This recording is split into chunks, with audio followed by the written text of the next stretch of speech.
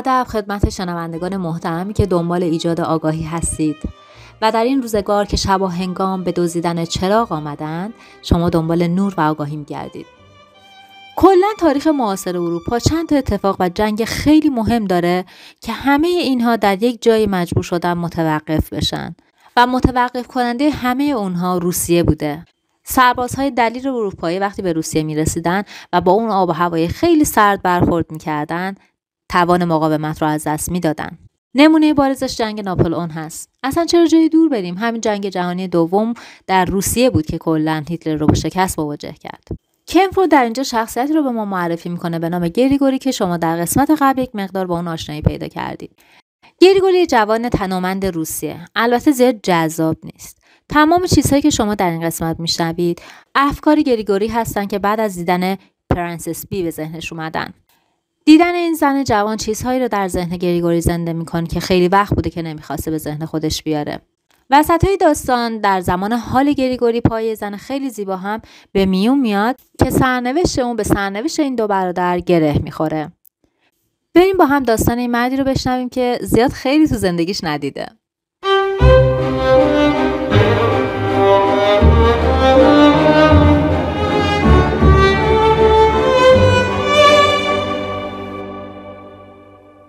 گریگوری خاطری از آمدن تزار در ذهن داشت که مربوط به سالهای دور بود. او فقط 6 سال داشت. مردم ده همه در سپید دم از خواب برخاسته بودند تا از تزار استقبال کنند، اما محال بود او قبل از نیمه های ظهر برسد. پدر گریگوری میز را از تنها اتاق خانه‌شان بیرون آورده بود. کنار جاده قرار داده و روی آن یک قالب نان، یک دسته گل و نمکدانی کوچک گذاشته بود. او به پسر بزرگش میگفت این رسم خوشامدگویی در روس است. اکثریت روستایی‌ها همین کار را کرده بودند. یک سپید دم خشک پاییزی بود و هنوز زمستان سرد از راه نرسیده بود. دهقان‌ها روی زمین نشسته بودند و انتظار می‌کشیدند. ریش سفیدان دهات بهترین لباس خود را پوشیده و قدم می‌زدند. احساس می‌کردند خیلی اهمیت دارند، اما مثل آدم‌های دیگر به کاری جز انتظار مشغول نبودند. گریگوری احساس خستگی کرد و در خاک و گل کنار خانه سرگرم بازی شد. برادرش فقط 1 سال داشت و هنوز شیرخواره بود. ظهر گذشت، اما هیچ کس نمیخواست به خانه برود و شام را آماده کند. میترسیدند دیدار تزار را از دست بدهند. گریگوری خواست کمی از قالب نان روی میز بخورد و به جای آن یک توسری نوش جان کرد. کمی بعد مادرش برایش یک کاسه فرنی آورد. گریگوری نمیدانست تزار کیست. حتی نمیدانست که تزار چیست. بارها در کلیسا گفته میشد که او دهقانها را دوست دارد و هر زمان که خوابیدند آنها را تماشا میکند. پس احتمالاً به روح القدس، عیسی و یا فرشته جبرئیل شباهت داشت. گریگوری واقعاً در شگفت بود و فکر میکرد حتما تزار باید بال یا تاج از خار داشته باشد. به هر حال کاملا واضح بود که مردم حتی با دیدن او هم متبرک میشدند. مثل جمعیتی که به دنبال عیسی راه افتادند. تقریباً اواخر بعد از ظهر بود که غباری از فاصله دور در هوا دیده شد. گریگوری لرزش زمین را زیر پایش احساس می‌کرد. کمی بعد صدای ضربه پای اسب‌ها را شنید. دهاتی‌ها مشتاقانه و با لذت روی زانوهایشان به راه افتادند. گریگوری کنار مادر بزرگش زانو زد. ریش سفیدان پیشانی و صورتشان را روی زمین کثیف گذاشتند. وقتی پرنس اندری و پرنسس بی هم آمده بودند، همین کار را کردند. پیشروان پشت کالسکه در بسته که با 4 اسب کشیده میشد ظاهر شدند. اسبها بزرگ بودند. بزرگترین اسبهایی که تا به حال گریگوری دیده بود و سرعتشان هم زیاد بود. پهلوهای آنها از خیسی عرق می درخشید و دهانشان دور لجام کف کرده بود. ریش سفیدها متوجه شدند که آنها قصد توقف ندارند و اگر دهاتی‌ها از سر راهشان کنار نروند زیر سم اسب‌ها لگدمال خواهند شد. گریگوری از ترس جیغ کشید. بی صدا گریه کرد. وقتی کالسکه گذشت پدرش فریاد زد زنده باد تزار، پدر مردم ما. اما کالسکه دهات را ترک کرده بود. گریگوری نتوانسته بود به خاطر غبار ساکنین کالسکه را ببیند. او متوجه شد که بالاخره تزار را ندیده و بنابراین متبرک نشده است. برای همین شروع به گریه کرد. مادرش نان را از روی میز برداشت و یک تکه جدا کرده و به او داد و گریگوری آرامتر شد.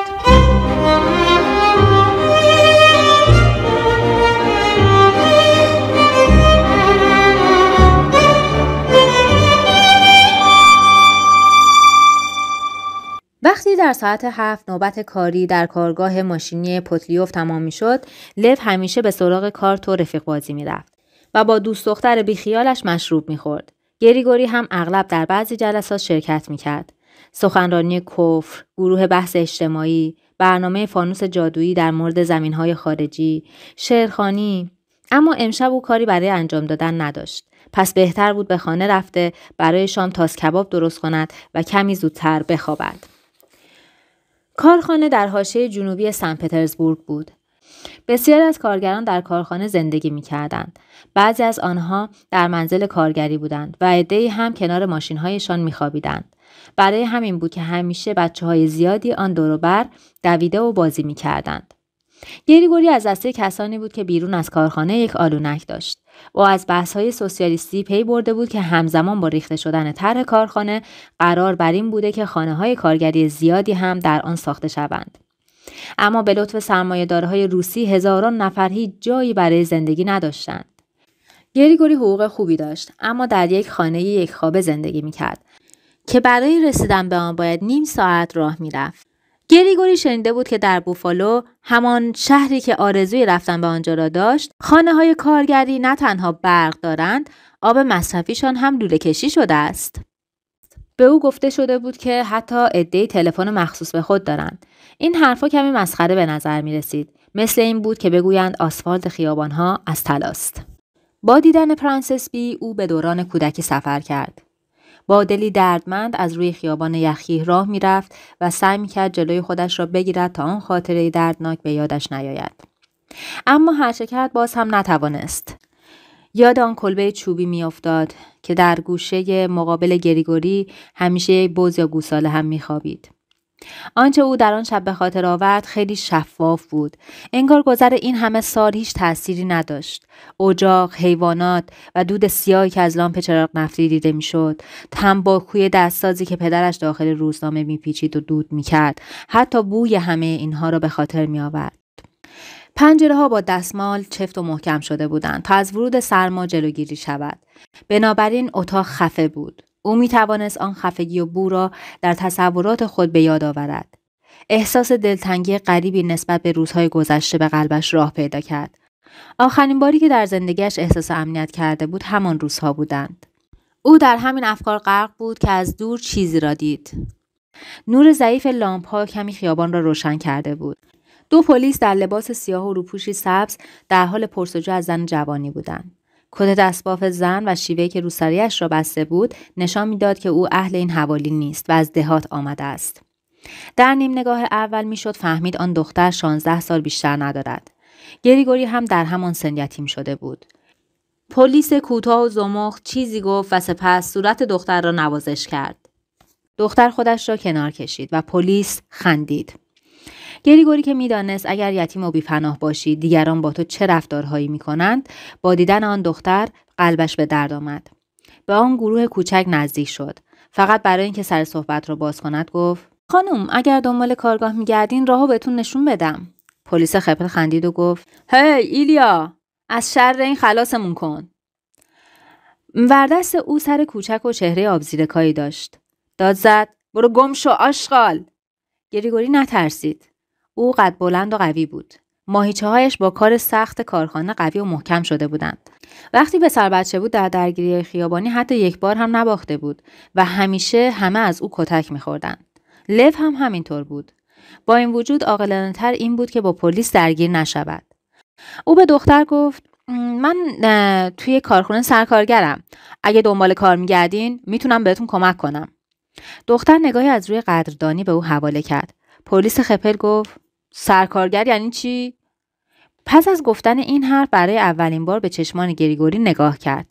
در آن نور ضعیف گریگوری توانست آن پلیس احمق و متجاوز را بشناسد. او میخائیل پنسکی بود، کاپیتان محلی. قلب گریگوری به تپش افتاد. درگیر شدن با کاپیتان محلی کاملا دیوانگی بود. اما برای پاپس کشیدن دیگر دیر شده بود. از طرز حرف زدن دختر میشد فهمید نزدیک 20 سال سن دارد. او به گریگوری گفت: ممنونم، من با شما میام آقا. وقتی گریگوری دقیق به او نگاه کرد متوجه شد آن دختر واقعا زیباست و ترکیب صورتی ظریف و دهان گشاد و هوس‌انگیزی دارد. گریگوری به دور و بر نگاهی انداخت. متاسفانه کسی در آن اطراف پرسه نمیزد. او کارخانه را بعد از ساعت شلوغی ترک کرده بود.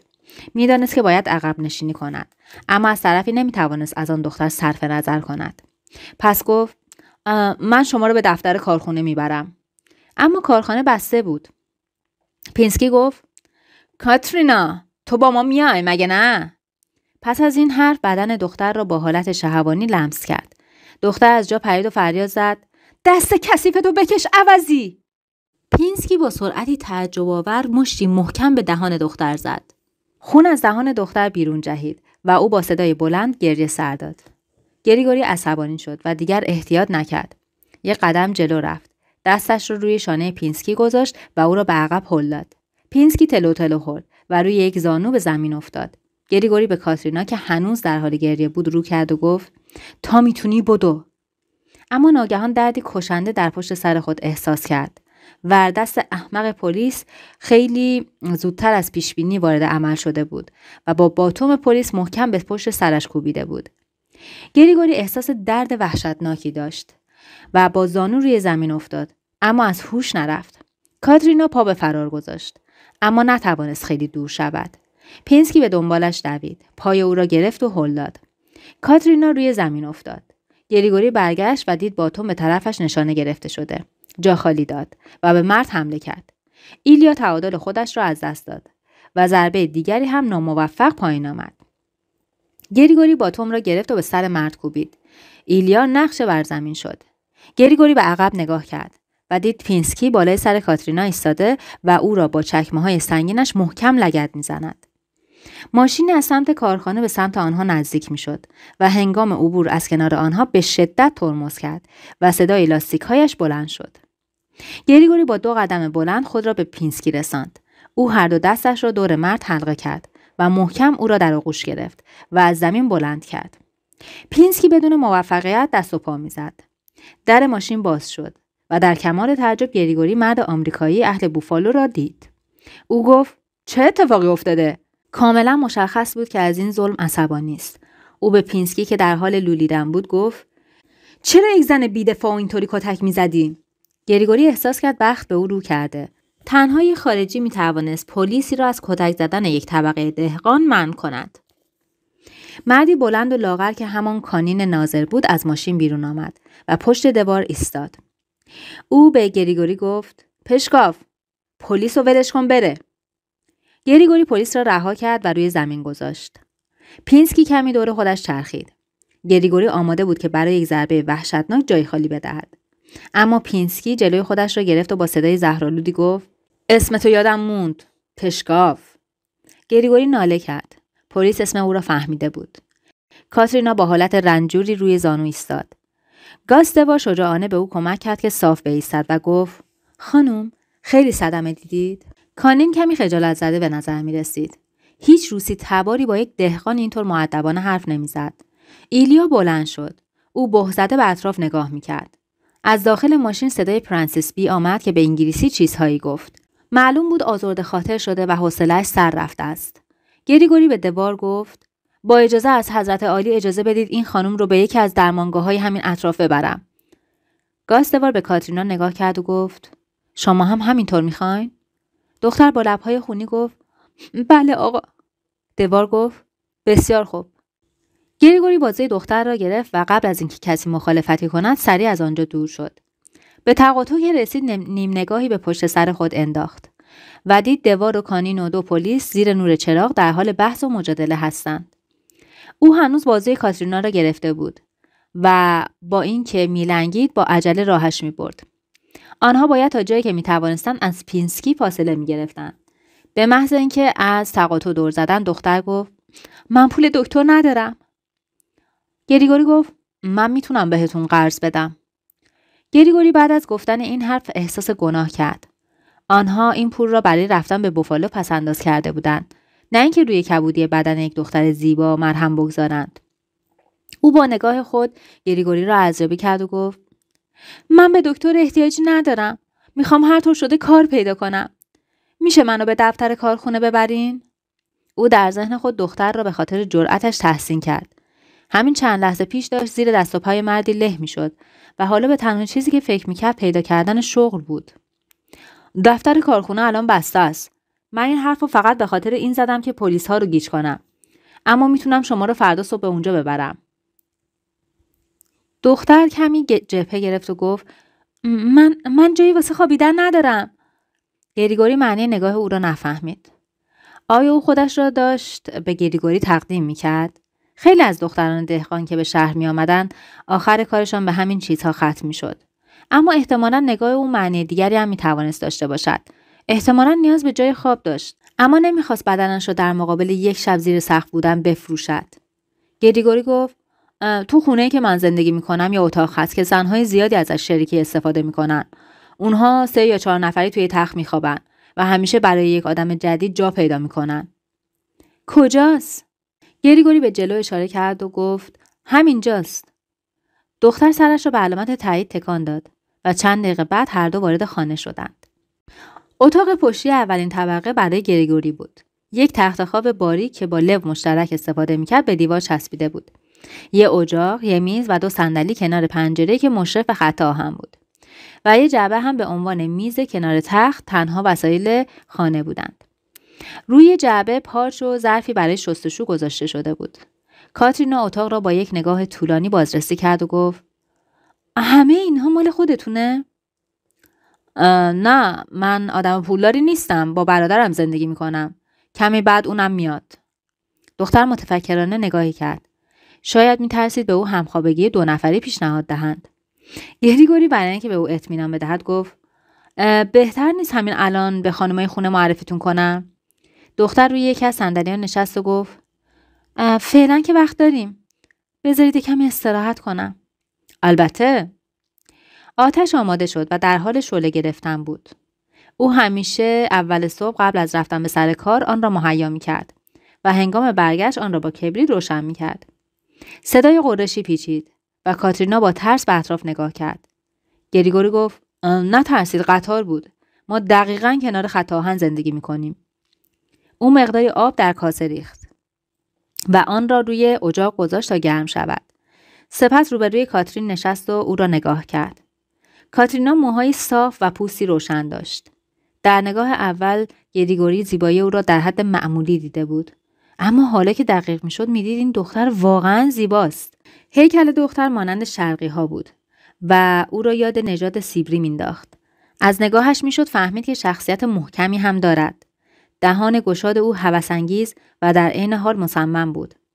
از طرفی در چشمهای سبز او هدف خاصی دیده میشد. لبهای او به خاطر مشت پینسکی ورم کرده بود. گریگوری پرسید حالتون چطوره؟ او دستش را از شانه، دنده، کپل و ران خود راه برد و گفت همه جام کبود شده. اما شما اون حیوان رو قبل از اینکه ناقصم کنه دور کردین. او برای خودش احساس تأسف نمی‌کرد.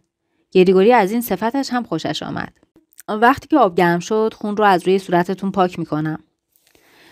او در یک جعبه حلبی برای خودش غذا نگه می‌داشت. تکه گوشی از آن بیرون آورد و آن را داخل ماهیتابه انداخت و کمی از پارچ روی آن آب ریخت.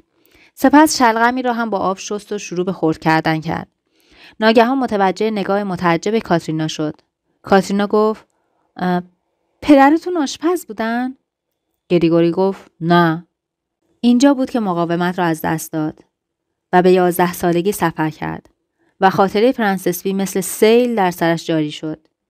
بیشتر از آن نتوانسته بود از آن کابوس فرار کند. او ماهیتابه را روی میز کوبید، روی لبه تخت نشست و سرش را با دستهایش پنهان کرد و در اندوهی عمیق غرق شد. دوباره تکرار کرد نه، پدرم هیچ وقت آشپزی نمی کرد.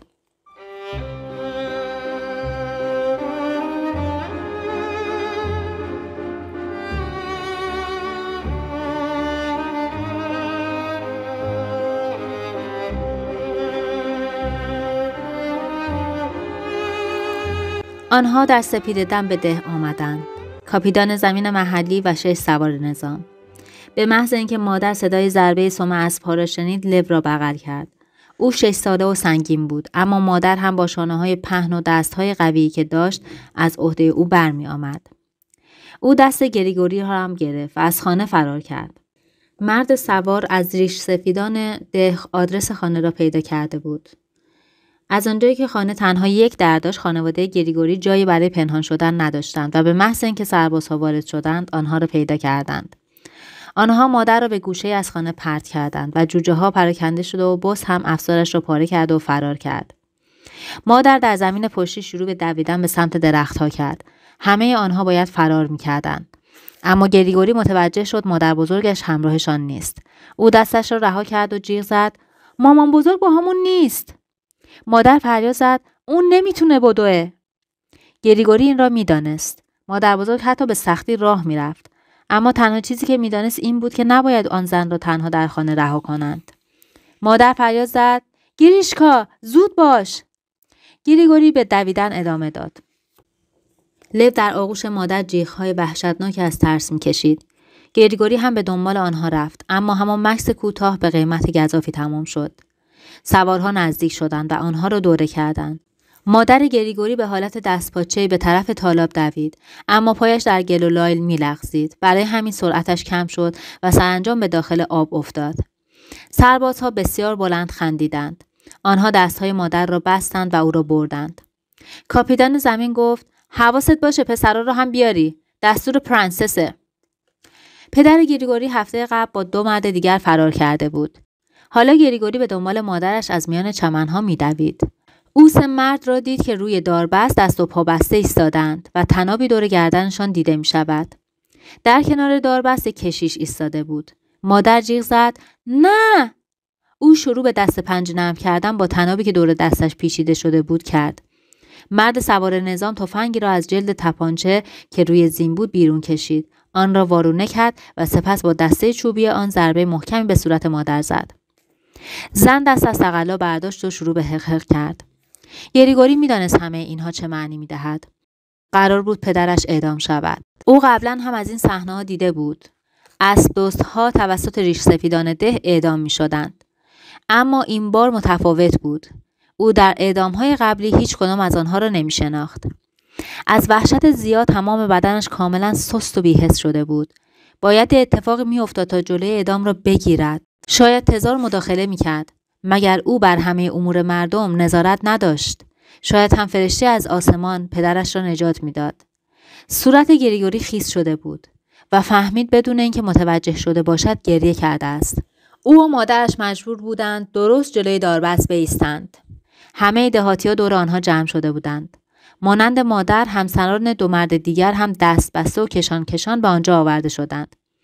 آنها جیغ‌های وحشتناکی می‌کشیدند و بچه‌هایی که دامنشان را چسبیده بودند از ترس فریاد می‌زدند. در آن جاده کثیف آن سوی دروازه کالسکه‌ای در بسته ایستاده بود. اسب‌های شاه بلوطی که با رنگ کالسکه همخوانی داشتند در حال چرخیدن بودند. وقتی همه حاضر شدند، شخصی با ریش‌های سیاه در یک کت تیره رنگ از کالسکه پدیدار شد. پرنسس اندری. او برگشت و دستش را برای خواهرش پرنسس بی دراز کرد تا از کالسکه بیرون بیاید. چقدر زیبا بود. زیبایی پرنسس بی با موهای فردار و پوست سفیدش شبیه فرشته‌هایی بود که در خیال و رویا ظاهر می‌شدند. اما آن زن به معنی واقعی یک دیو صفت بود. پرنسس دهاتی‌ها را مخاطب قرار داد و گفت: این چمنزار به پرنسس بی تعلق داره. هیچ کس بدون اجازه اون حق چروندن گله‌اش رو نداره.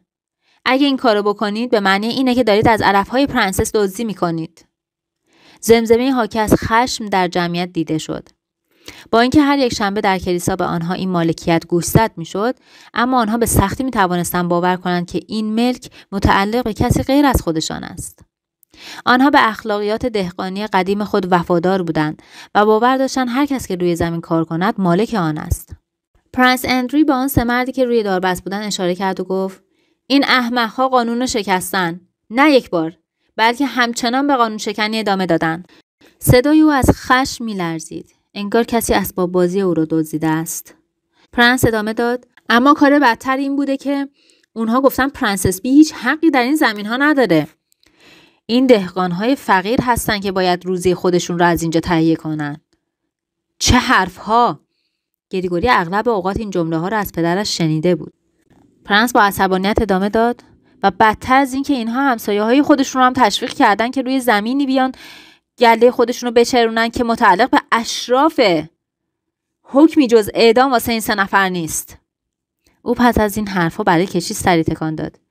کشیش از پله‌ها بالا رفت و با هر کدام از مردها به آرامی صحبت کرد. سومین مرد که پدر گریگوری بود توفی به صورت او انداخت. هیچ کس از کار او یکه نخورد. دهاتی‌ها هیچ ارزشی برای مردان روحانی قائل نبودند.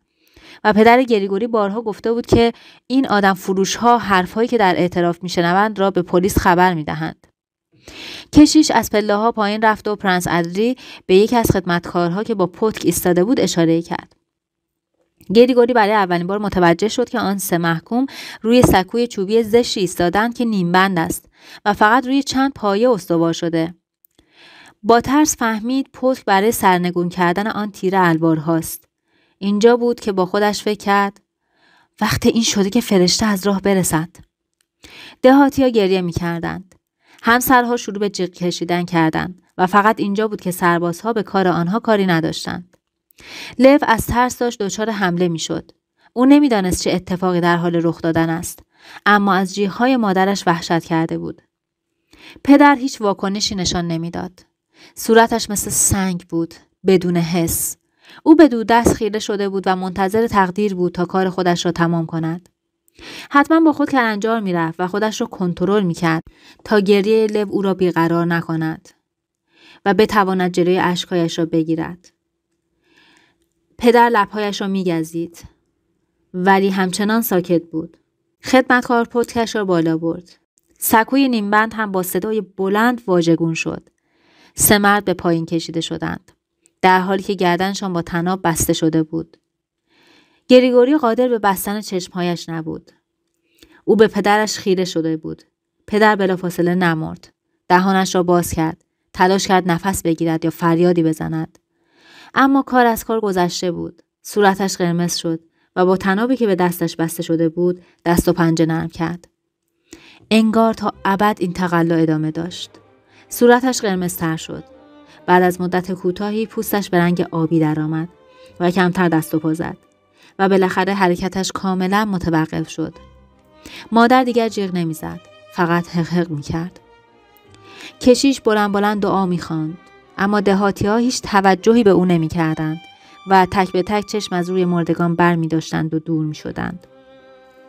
پرنس و پرنسس به کالسکه خود برگشتند و پس از لحظاتی چند کالسکه از آنها دور شد.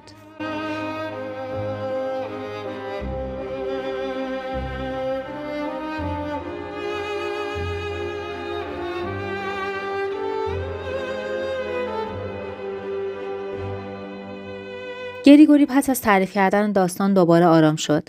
آستین لباسش را به صورت خود مالید و اشک‌هایش را پاک کرد. سپس توجهش دوباره به کاترینا جلب شد. او در سکوتی دلسوزانه به حرفهایش گوش میداد، اما معلوم بود از شنیدن داستان تعجب نکرده است. احتمالا خودش هم از این صحنه‌ها زیاد دیده بود. دار، شلاق، قطع عضو، اینها از تنبیه‌های عادی روستایی‌ها بود. گریگوری کاسه آب ولرم را برداشت و روی میز گذاشت. سپس به دنبال حوله‌ای تمیز گشت. کاترینا سرش را به عقب خم کرد و گریگوری هم چراغ نفتی را از دیوار برداشت تا بتواند او را بهتر ببیند.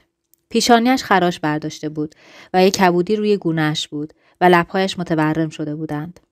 اما با این حال باز هم نفس گریگوری به آن همه زیبایی به شماره افتاده بود.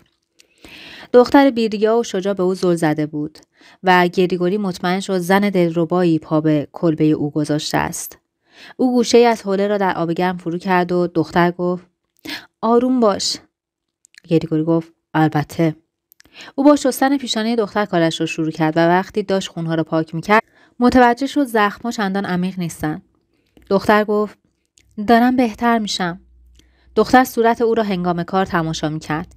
گریگوری به سراغ گونه‌ها و سپس گلو رفت و گفت قسمتی که از همه دردناک‌تر رو گذاشتم آخر سر.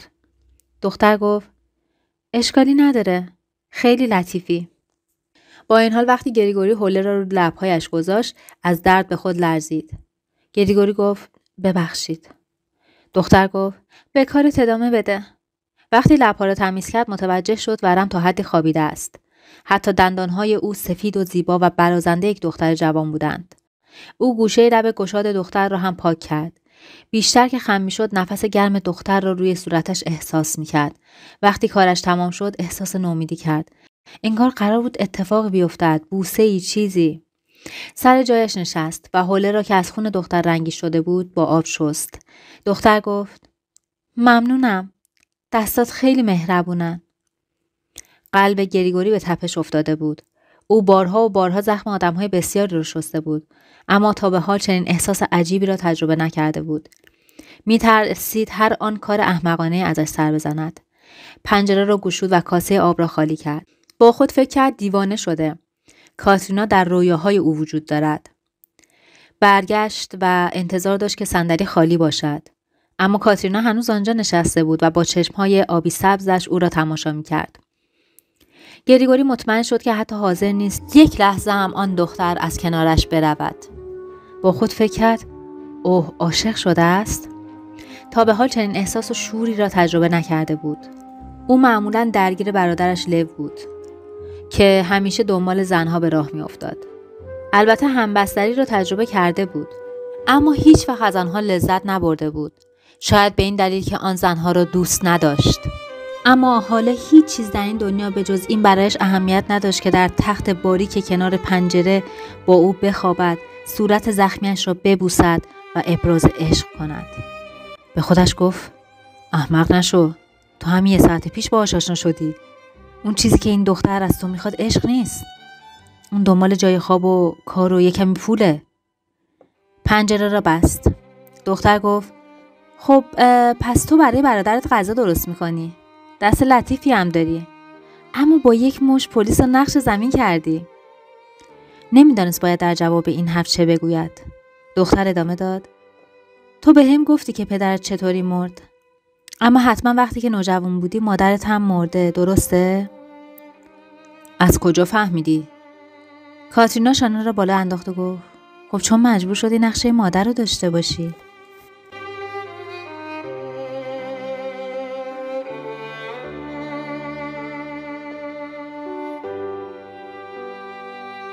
طبق تقویم قدیم روس مادر در روز یکشنبه 9 ژانویه 1905 مرده بود.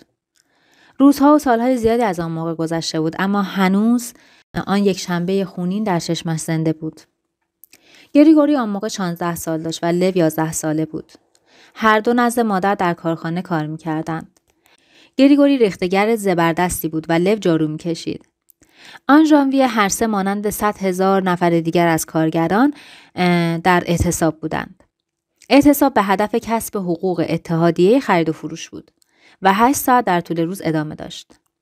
صبح روز 9 همه به همراه هزاران کارگر پیاده از تمام نقاط شهر به قصر وینتر راهپیمایی کردند. لو جوان ناله کرد و گفت: مامان، ما چرا مجبوریم راهپیمایی کنیم؟ او ترجیح میداد تمام روز را در کوچه و خیابان فوتبال بازی کند. مادر گفت: به خاطر پدرت، به خاطر اینکه اون پرنسس حیوان صفت آدمکشی نکنن، برای اینکه میخوایم نسل تزار و کس و کارش رو برای همیشه نابود کنیم. چون من تا زمانی که در روس جمهوری برقرار نشه حتی 1 روزم آرامش ندارم. آن روز هوای سن پترزبورگ عالی بود، سرد اما خشک و صورت گریگوری با نور خورشید گرم شده بود. درست مانند قلبش که از احساس همبستگی جمعی برای یک هدف مشترک احساس گرما می‌کرد. رهبر آنها پدر گاپون بود که پیر و مرشد آنها محسوب می‌شد. او ریش‌های بلندی داشت و به سبک انجیل سخن می‌گفت و نوری معنوی در چشمانش می‌درخشید. او یک انقلابی نبود. انجمن‌های کمک رسانی او از طرف حکومت اجازه قانونی داشتند و همه جلسات با دعا در درگاه روح القدس آمیخته بود و در آخر با سرود ملی تمام می‌شد. 9 سال بعد گریگوری در اتاقی که مشرف خط آهن بود و کاترینا هم در آن حضور داشت گفت: حالا میتونم بفهمم تزار میخواست از گاپون چی بسازه. اون میخواست از پدر یک دریچه امنیتی درست کنه که فشار تغییر و تحولات رو کم کنه و همه چیز رو با مراسم چای و رقص خیابونی فیصله بده. اما مکرش اثر نکرد. گاپون یک عبای سفید بلند پوشیده بود و یک صلیب عیسی با خود حمل میکرد. او راهپیمایی را در بزرگراه ناروا رهبری میکرد. گریگوری، لو و مادر درست در کنار او ایستاده بودند. او خانواده ها را تشویق میکرد تا در جلوی جمعیت حرکت کنند چون اعتقاد داشت سربازها هرگز به کودکان شلیک نمی کنند. پشت آنها 2 تن از همسایه ها عکس بزرگی از تزار را در دست داشتند. گاپون به آنها می گفت که تزار پدر این مردم است. او به اشک‌های آنها بها می دهد. بر وزیران سنگدلش تسلط دارد و به تقاضاهای معقول کارگران ارزش می دهد. گاپون گریه می کرد و می گفت خداوند گفت کودکان را زجر بده تا به سمت من بیایند و تزار هم همینو میگه. وقتی اشک از چشمانش سرازیر شد، گریگوری او را باور کرد. آنها به دروازه ناروا که یک ورودی شکوهمند بود نزدیک شدند. مجسمه بسیار بزرگی آنجا قرار داشت که 4 اسب انگار آن را میکشیدند. اینطور به نظر می رسید که اسب‌ها زنده شده و با غرش شدید به تظاهر کنندگان حمله می کنند. ناگهان در همان لحظه عده‌ای به آنها حمله کردند. بعضی از تظاهرات کنندگان فرار کردند.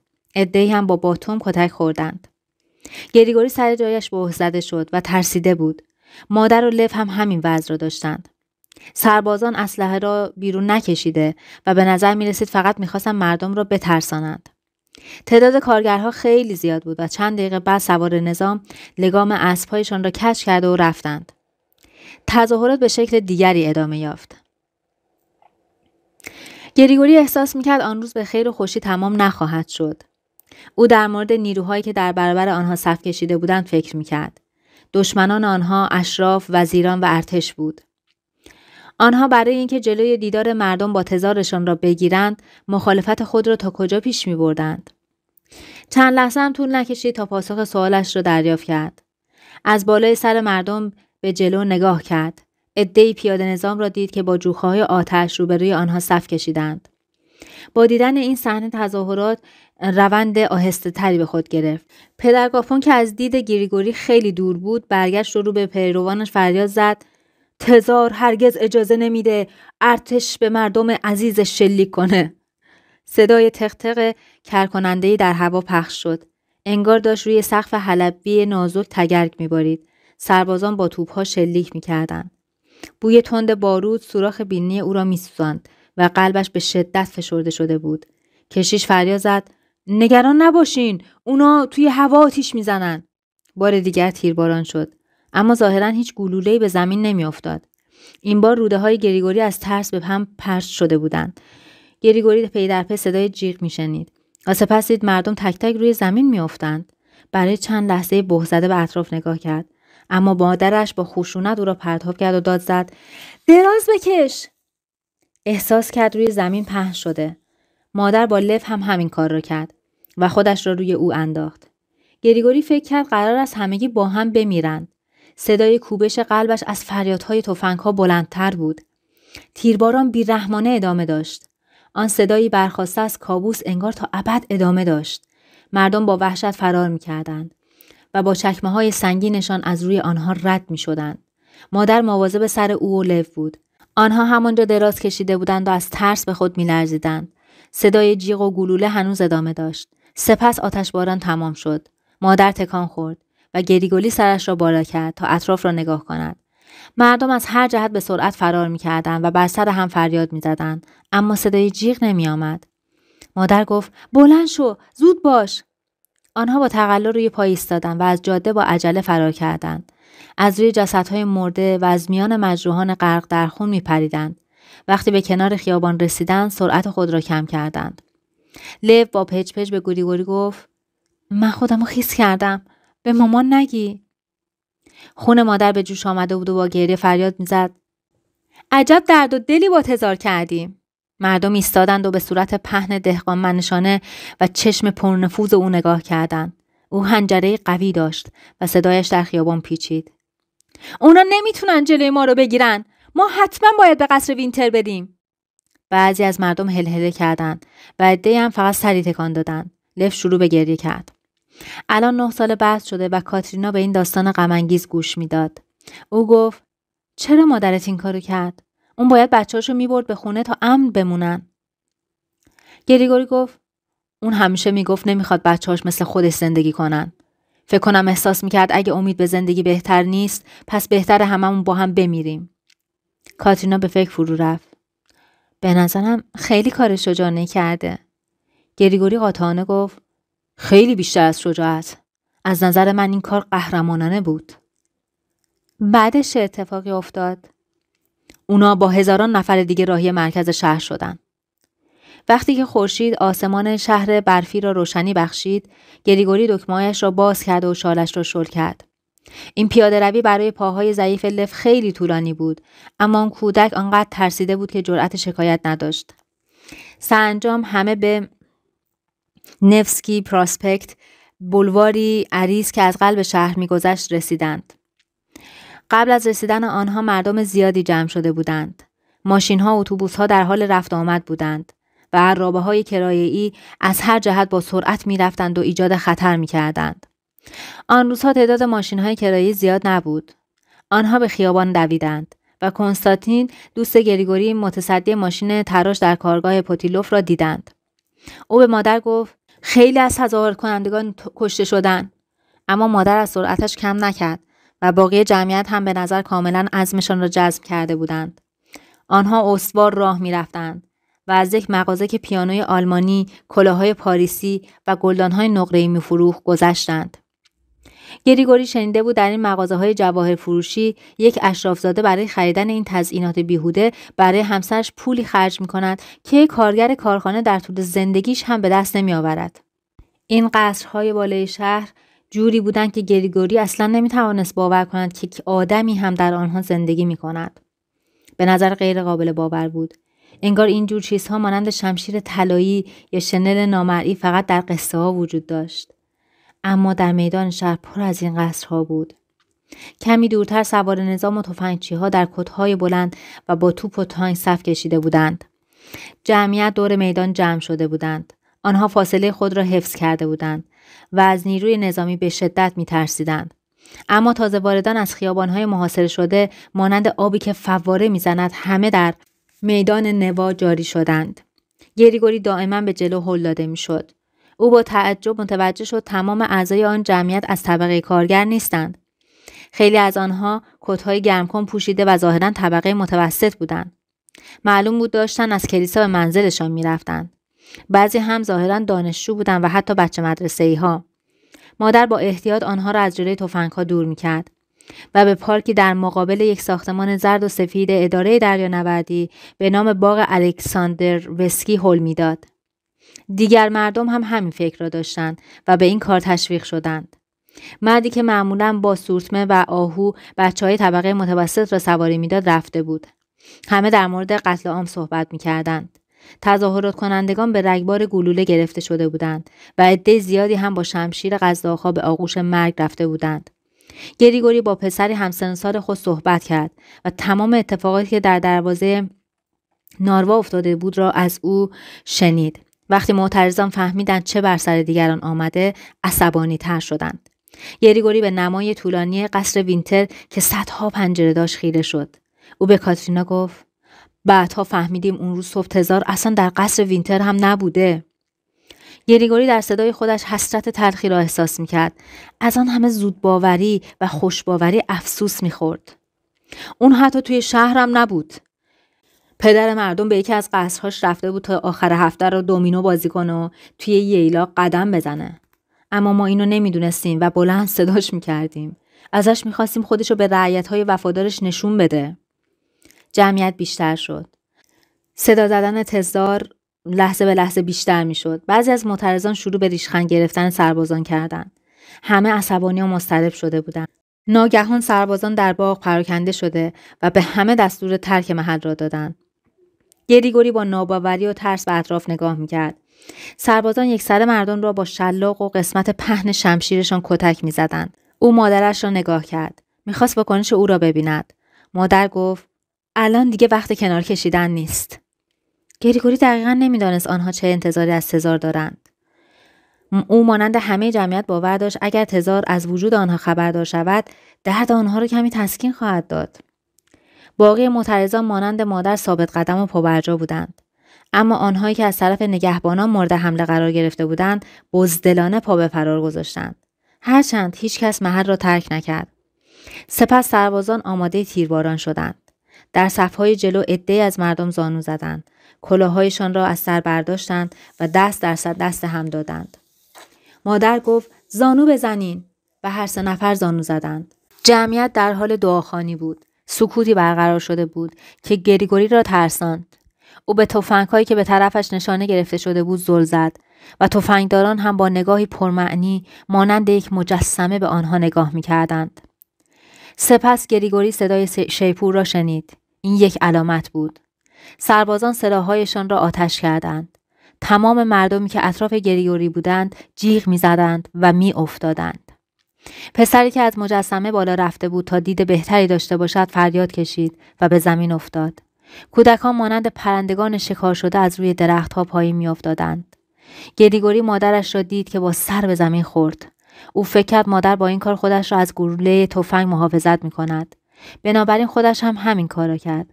سپس وقتی کنار او دراز کشید نگاهی به صورت مادر انداخت و متوجه شد برف زیر سر مادر از خون قرمز شده.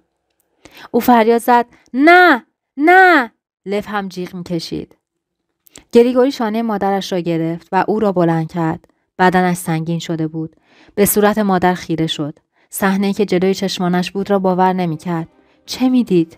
به جای پیشانی و چشم فقط تکه‌های مغز سرش نمایان بود. لف بود که زودتر حقیقت را فهمید. جیغ زد و گفت اون مرده! مامان مرده! مادرم مرده! گلوله باران تمام شد. مردم از همه جا می‌دویدند و جیغ می‌کشیدند.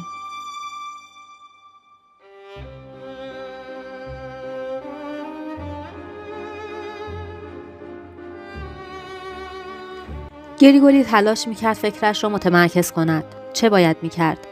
بالاخره به این نتیجه رسید که جسد مادرش را از آنجا بیرون ببرد. او دستش را زیر بدن مادر گذاشت و بلند کرد. مادر سبک نبود، بلکه قدرت گریگوری خیلی زیاد بود. دور خودش چرخید، به دنبال راه خانه می‌گشت. تصویر جلوی چشمانش کاملا تار شده بود و متوجه شد اشک‌هایش جلوی دیدش را گرفتند. او به لف گفت زود باش، بس دیگه، جیغ نکش، باید بریم. در لبه میدان مرد پیری جلوی آنها را گرفت. دور چشمان خیس از اشکش چین و شکن زیادی دیده میشد. پیراهن آبی کارگران کارخانه را به تن داشت. او به گریگوری گفت تو جوونی. در صدایش خشم و اندوه زیادی موج میزد. هیچ وقت نباید این روز رو فراموش کنی. هرگز قتل عامی که امروز تزار اینجا راه انداخت و فراموش نکن. گریگوری سرش رو تکان داد و گفت هیچ وقت فراموش نمی کنم. پیرمرد گفت شاید عمرت طولانی بشه و فرصت انتقام گرفتن از تزار رو داشته باشی. شیطان صفتی که امروز این خونریزی رو به راه انداخت. گریگوری به کاترینا گفت من اونو حدود 1 ماه روی دوشم گرفته بودم. اما بالاخره به خاطر خستگی زیاد سوار اتوبوس شهری شدم. البته هنوز اونو روی دستام نگه داشته بودم. اصلا احساس نمی کردم کار عجیبی دارم انجام میدم. البته منظورم اینه که اتفاقای اون روز اونقدر عجیب بودن که کار من در برابرشون هیچ بود. کاترینا پرسید کسایی که تو ماشین بودن چی میگفتن؟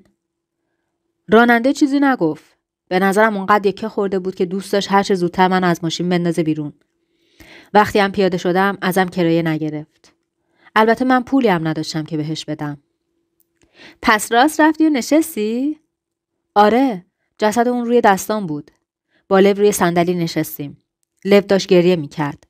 مسافرها همه به ما خیره شده بودن. اصلا برام مهم نبود در موردمون چی فکر میکنن. فقط به این فکر میکردم که الان باید چی کار کنم و تصمیم گرفتم مادرمو ببرم خونه. آها، پس اینطوری شد که توی سن 16 سالگی شدی سرپرست خانوادت. گریگوری سرش رو تکان داد. گرچه خاطرات بسیار تلخی را یادآوری کرد، اما از اینکه شنونده‌ای مثل کاترینا داشت سر ذوق آمده بود. دختر به حرفای او با کمال دقت گوش میداد. او چشم از گریگوری بر نمی داشت. دهانش باز مانده بود و نگاه دوست داشتنیش با هیجان و ترس آمیخته شده بود. گریگوری گفت چیزی که از اون روز یادمه اینه که هیچ کس به ما کمک نکرد. دوباره احساس ترس از زندگی در این دنیای دشخیم بر وجودش چیره شد. هرگز خشمی که از آن روزها در دل داشت را از یاد نمی برد. به خودش گفت الان دیگه همه چی تموم شده. من هم خونه و هم کار دارم. برادرم هم یک پسر جوان و خوشبرورو شده. روزگار تلخ سپری شده. گرچه گریگوری این حرف را زد، اما هنوز هم دوست داشت گلوی کسی، شاید یک سرباز، پلیس، وزیران حکومتی و یا حتی خود تزار را محکم بگیرد و آنقدر فشار دهد که زیر دستانش هلاک شوند. او چشمانش را بست و به خود لرزید. او گفت: به محض اینکه مراسم تدفین تموم شد، صاحبخونه ما رو بیرون انداخت، چون ما از پس کرایه خونه بر نمی اومدیم. تمام وسایلی رو هم که داشتیم به تلافی اجاره خونه ازمون گرفت، در حالی که مادرم هیچ اجاره عقب افتاده‌ای نداشت. من به کلیسا رفتم و به کشیش گفتم جای خواب نداریم. کاترینا خندید و گفت: میتونم حدس بزنم بعدش چه اتفاقی افتاده؟ او با تعجب پرسید: از کجا حدس میزنی؟ کشیش جای خواب خودش رو به تو پیشنهاد داد، درسته؟ همین اتفاقم واسه من افتاده. گریگوری گفت: یه چیزی شبیه همین بود. اون به من چند تا پاپاسی داد و گفت برم سیب زمینی داغ بخرم. از روی نشانی مغازه رو پیدا نکردم. ولی به جای اینکه برم دنبال سیب زمینی بگردم، برگشتم کلیسا. چون از نگاه کشیش خوشم نیومده بود. مطمئن بودم وقتی برگردم توی نمازخونه شلوار لب رو کشیده پایین. کاترینا سرش رو تکان داد و گفت: از 12 سالگی کشیش‌ها بلای زیادی سرم آوردن. گریگوری یکه خورد. هرگز فکر نمی‌کرد که کسی در شیطان صفتی آن کشیش دومی داشته باشد. کاملا واضح بود که برای کاترینا فساد و هرزگی امری عادی است. گریگوری با عصبانیت گفت: یعنی میخوای بگی همشون اونطوری هستن؟ تجربه من میگه خیلی از اونا این کارن. او سرش را با انزجار تکان داد. میدونی چه چیزی بیشتر از همه برای من جالبه؟ وقتی مچشو گرفتم اصلا احساس شرم نمی‌کرد.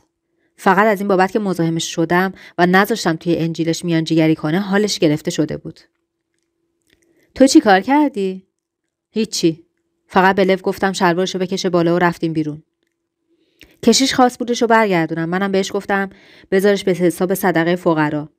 اون شب با اون پول رفتم یه اتاق کرایه کردم و شب اونجا صبح کردیم. و بعد سنمو دروغ گفتم و تونستم یه کار خوب پیدا کنم. بعد یه اتاق اجاره کردم و کم کم یاد گرفتم مستقل زندگی کنم.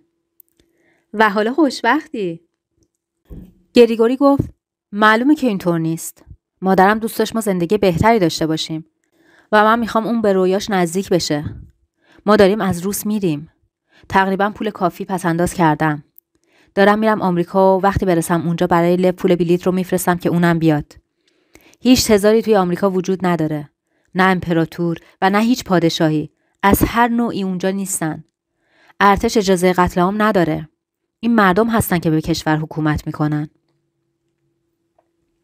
کاترینا با بدبینی گفت: تو واقعا این حرفو باور کردی؟ این حقیقت محضه. ضربه به پنجره خورد. کاترینا از جا پرید. اما گریگوری میدانست که کار لو بوده. شب وقتی دیر وقت میشد در خانه را قفل میکردن و لو مجبور بود از خط آهن گذشته و به حیاط پشتی بیاید. او سپس از دیوار رخشویخانه بالا میرفت و خودش را به پنجره میرساند. گریگوری پنجره را باز کرد و لو خیز برداشت و وارد خانه شد. او خیلی با سلیقه لباس پوشیده بود. موهایش را به سبک جدید لهستانی کوتاه کرده بود که برخلاف فرق وسط فقط فرق راست داشت. کاترینا غافلگیر شده بود. گریگوری حس زد او فکرش را نمی‌کرده که لو انقدر جذاب باشد. همیشه وقتی لو از راه می‌رسید گریگوری از دیدن او خوشحال می‌شد. علل خصوص اگر مست نبود. اما در آن لحظه دوست داشت لحظات بیشتری با کاترینا تنها بماند. او آنها را به هم معرفی کرد. وقتی لو با او دست می‌داد کمی ذوق‌زده شده بود. کاترینا اشک‌هایش را پاک کرد و توضیح داد: گریگوری داشت جریان مرگ مادرتون رو برام تعریف می‌کرد. لو گفت: توی این 9 سال اون برام هم مادر بوده هم پدر. سپس سرش را خم کرد و هوای اتاق را بو کشید. یه تاس کباب خوبم پخته. گریگوری کاسه و قاشق را آماده کرد و یه قالب نان سیاه روی میز گذاشت. کاترینا هم جریان پلیس پنسکی را برای او تعریف کرد. گریگوری احساس می‌کرد که کاترینا در مورد شجاعتش اغراق می‌کند، اما در هر حال از اینکه در چشم او یک قهرمان به حساب می‌آمد، از خوشحالی در پوست خود نمی‌گنجید. لو که مجذوب کاترینا شده بود خودش را به جلو خم کرده و طوری لبخند می‌زد که انگار جذاب‌ترین داستان زندگیش را از زبان این دختر می‌شنود. هر از گاهی هیجان زده می‌شد و گهگاه احساس انزجار می‌کرد. گریگوری تاس کباب را در کاسه ها ریخت و جعبه چوبی را به عنوان یک صندلی پشت میز گذاشت. غذا طعم خوبی داشت. او به غذا پیاز زده و با استخوان گوشت و شلغم به آن طعم داده بود. لو در مورد موضوعات پیش پا افتاده صحبت میکرد و وقایع عجیبی که در کارخانه اتفاق میافتاد و حرفهای خنده‌دار دیگران را تعریف میکرد. او حال هوای اتاق را شاد کرده بود. خنده کاترینا بند نمی آمد. وقتی خوردن شام تمام شد، لو از کاترینا علت آمدنش را به شهر پرسید. او گفت پدرم مرد و مادرم دوباره ازدواج کرد. متاسفانه به نظر می رسید ناپدریم از من بیشتر از مادرم خوشش اومده. او سرش را به شدت تکان داد. گریگوری دقیقا متوجه نشد این کارش از روی شرم بود یا از روی خشم. کاترینا گفت به هر حال مادرم اینطور فکر کرد که من نباشم بهتره. گریگوری گفت نصف جمعیت سن پترزبورگ از دهات‌های اطراف به اینجا اومدن. هیچ کس دیگه‌ای نمونده که زراعت کنه. لو گفت سفر چطور بود؟ داستان آشنایی بود. بلیت درجه 3 قطار و سرقت و گدایی.